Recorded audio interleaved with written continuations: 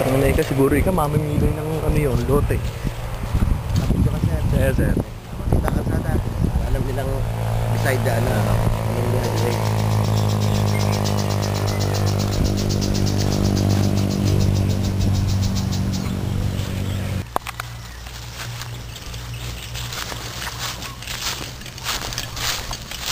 Sabi po. Uy, iga naman palang ilat. Naku, ganda. Isa diretso, ano. May mga daan naman pala. Dadala natin ang tarpaulin ng laki. Alagyan natin daw na airsoft game.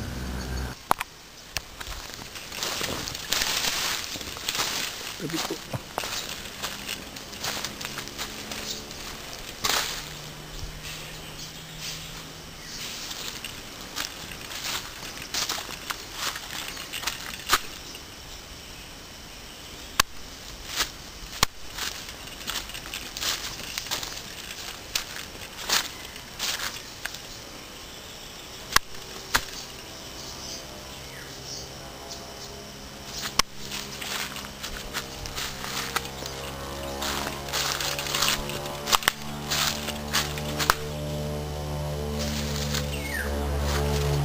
Sir, ang ganda rito sa umpisa. Sabi po. Ang ganda.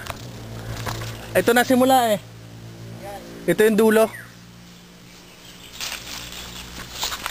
Hindi siya ganun kakatakot taguan. Hindi siya masukal na ano? Hindi siya masukal na gubat, no? Hindi sir. Ilat eh. Tsaka maganda sa kanya sir. May mga lugar sir na po pwede mong taguan na parang mga tunnel na parang mga ano. Tawag dito parang Vietnam. Oo nga. Starting point doon. Pwede siya na mamaybay sa ilaw. Oo. Tapos at the same time sir, pwede ka rin dyan sa gilid. Para iwas ambush.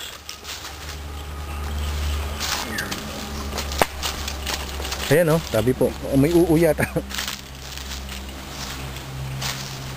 Sabi po. Ayan, hanggang doon na yun eh. Oo, larguhan na yung gandun yun. Tsaka dalo-dalohan nyo.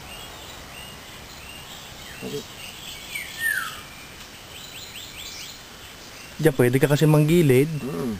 Pwede rin din sa kabilang are. Kahit may tao na dyan, makatago ka rito, makakubli ka rito eh. Pwede. Safe na safe ka pa nila.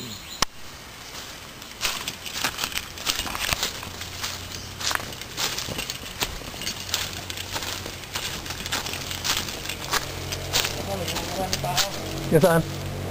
Natapakan ka? Para. Ay, hindi. Ano po? Hindi. Pero.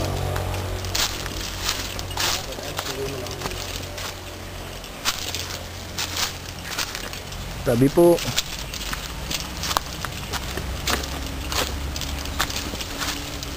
Pwede. Ayan oh.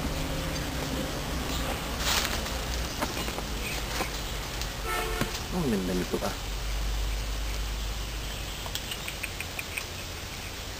Kakausapin na natin si Kapitan sir.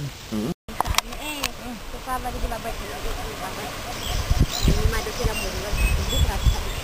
Ay hindi nga daw tinanong kung babalik pa ho ba kayo. Sabi daw ng tatay. Kasama ka ba sa Manila? Sabi, kukuha lang ho akong damit at isasarang akong pinto.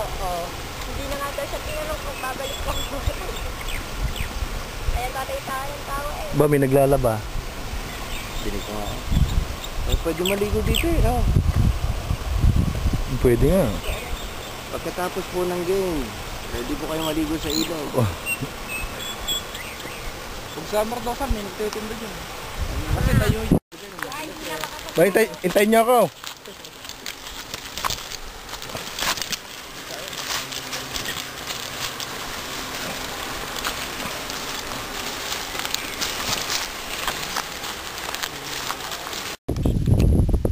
Desert storm.